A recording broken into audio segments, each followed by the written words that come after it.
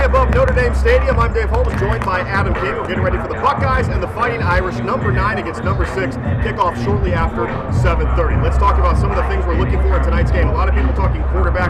That's the big situation here. Sam Hartman, the experience. Kyle McCord, the newer face. How do you feel about that? I think it's being made too much of when you think about it. I understand Sam Hartman's got the veteran experience, but now let's not act like Sam Hartman is Caleb Williams. That's what I feel like has been this week as well. Sam Hartman is the greatest. We heard from Brady Quinn yesterday, and he seemed to think that was the whole game. Why even play it? Sam Hartman's better. Kyle McCord has never played in a game. So I think, Kyle looked really good in his last game. I think all he's got to come out here and do is what Ryan has said all off season, all throughout the season so far.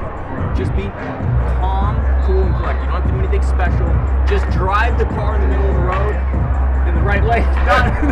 You know what I mean? Yeah. And I think this works out. What about you? Yeah, keep it centered. That's what I meant. I know what you mean. Yeah, so here's the thing. Remember when you're applying for a job in college and they say, we only want someone who has experience. You can't get experience until you get experience. Kyle McCord's making his 5th start in this one. The one against Akron a couple years ago doesn't really count, but he's made 3 starts this year. I thought he looked better against Western Kentucky. A lot has been made of Ryan Day saying we're going to, quote, let it rip. People think of that as being Georgia Ryan Day. I've been joking this week that there's almost like Bruce Wayne and Batman. People think of bubble screen Ryan Day and then Georgia Ryan Day. So when you hear let it rip, what do you think that means tonight? I just want to say, I don't know if you saw the Clemson game earlier. I did. 3rd and 1 overtime, they go with the bubble screen. Yeah. A lot of people don't want to see that tonight from Ryan Day. They want to see the Ryan Day, and he said that's who he wants to be, that Georgia game. But you've got to remember, if you're a Buckeye fan, that's C.J. Stroud. That is peak C.J. Stroud at Ohio State. That is a top 2 pick playing his best football. What can you do with that? Yeah, you can let it rip. Going into an environment like this, you want to play a controlled game. I get a little frustrated with the play calling, people that get angry. I think Ryan Day knows a little bit more about football than anybody else on that field. And at the end of the day, you only have to win this game by 1. Do you think let it rip just means he's going to throw it 100 times? I think it means that Kyle McCord will throw it downfield more like we saw at Western Kentucky. I thought Ryan Day was fairly conservative against Indiana and Youngstown State. I think McCord got more comfortable. He now knows he's the man. He's not looking over his shoulder.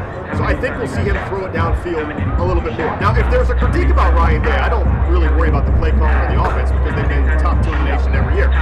If there's a concern, it's that when he faces tough, hard-nosed games, those are the ones he's lost. Think about the way Oregon pushed them around in the shoe when they just ran it down their throat.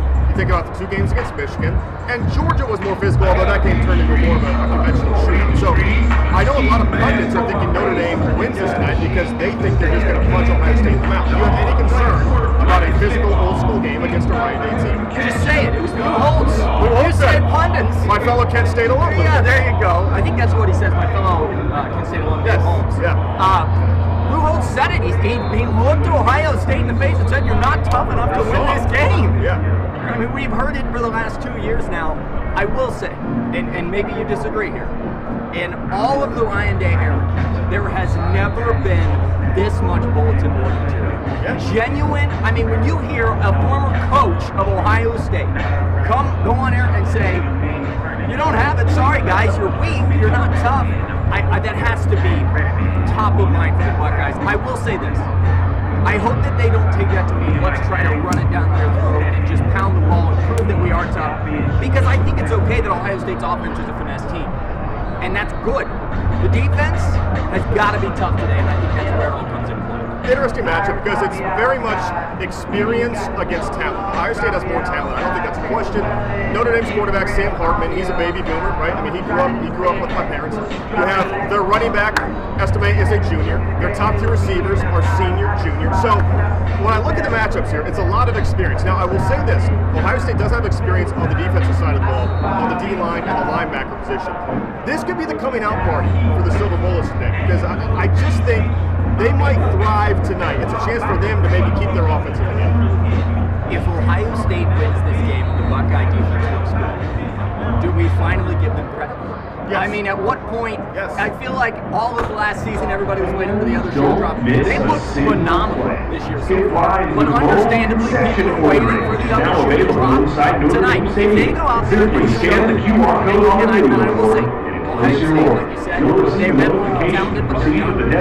They do have Tommy as soon as your out order there. is ready JT for doing pickup. the law. Those guys on defense are the veterans, and I think that's where Be here for every big matchup in 2024. Become a new season ticket member for next season by closing the deposit today at Kickoff coming up shortly after 7:30. Give me a prediction for the watch for tonight. All right, I got 3 bold predictions. Oh, wow. I only asked for 1, but you're going to raise me to go. I'm going to give them 2. 2023-24 Notre Dame hockey tickets are available now. Join us on the ice this winter with a purchase of season tickets, single game, or 35 yards, three-game get minimum out of here. Get your And I tickets want at Ryan to FridayNighters.com/buy tickets. And I know that's backyard football, but Yeah, it is. I genuinely think we never see that. And if they were going to dial it up, I think tonight's the night. Yeah, quadruple reverse flea flicker Yeah, is what I'm exactly. No, I get what you're saying though. Let her rip is something you haven't seen from them. Is something they don't expect. Yeah. All right, and I got to give you my score: 38-24. I think Ohio State drives back or flies back to Columbus. Happy. Yeah, we're driving back. They're going to fly private. I'm going to take Ohio State 35-27. I'm going to close my eyes and bet on talent. If ever there were a year for Notre Dame to beat the Buckeyes, this is it. You have them in your house, where Ohio State has a new offensive line, a new quarterback. You are loaded with experience. This is the year to get them. But if I close my eyes and I bet on talent, and I say in 2 months from now, if these teams played on a neutral field in a Cotton Bowl or a Peach Bowl, I think Ohio State's a 10-point favorite in a couple months. So the question is, are they there yet? Have they gelled enough yet to get the job done? We're going to find out shortly after 7:30 tonight when they kick the ball off here at Notre Dame Stadium. Make sure you join us tonight on 10 TV after the game for Wall-to-Wall Sports at 11:35.